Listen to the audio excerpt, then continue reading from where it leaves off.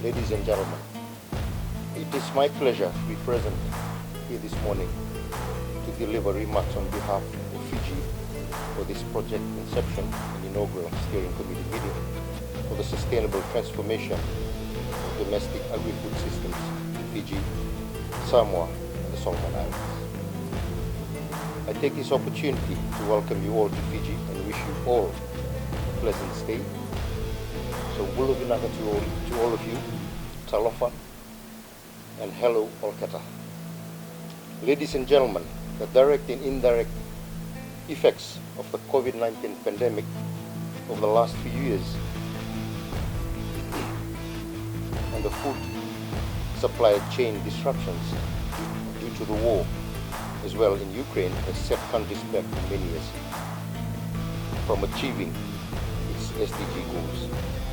The increased prices of food, feed, fuel and fertilizer, as well as the difficulty to access finance, collectively known as the 5 F's crisis, is seriously affecting the national and individual capacities for people to cope, not only in Fiji, but for most of our Pacific Island countries.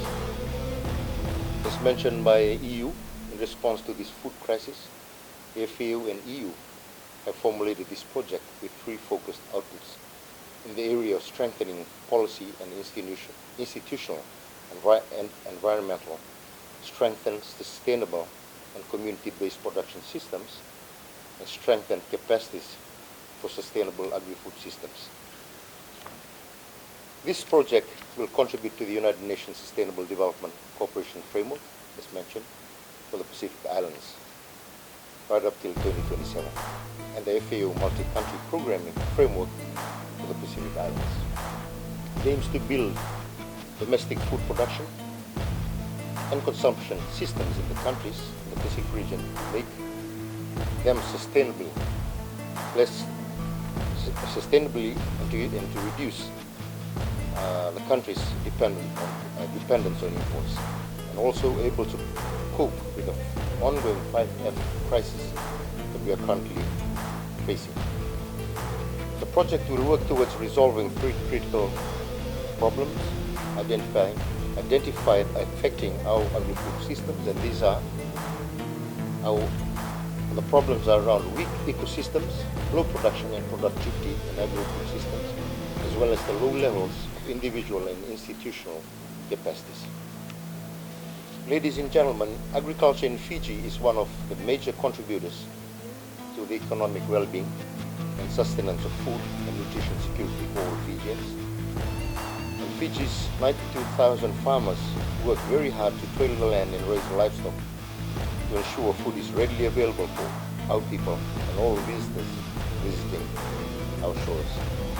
Recent events and climate change impacts are making it difficult for our farmers to continue cultivating their land.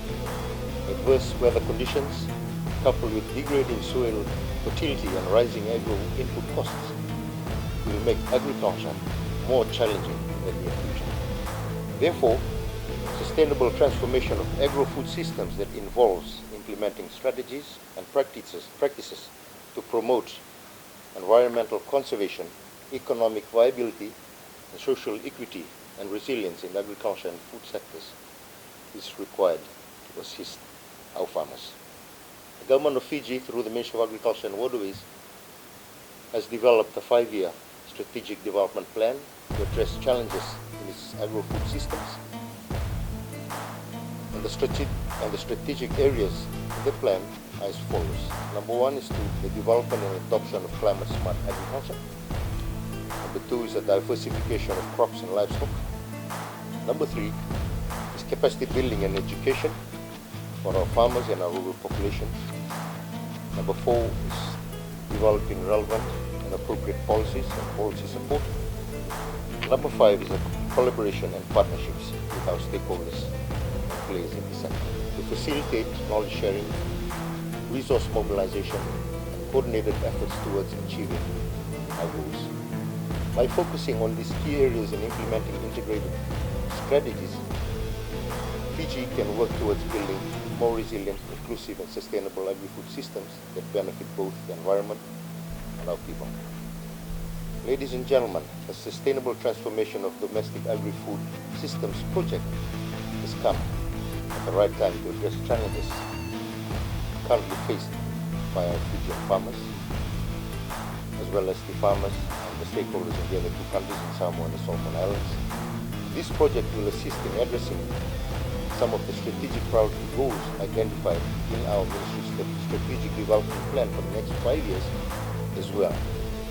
We therefore provide full support to the project, look forward to its successful implementation, and also look forward to fruitful discussions over the next few days. With that being said, ladies and gentlemen,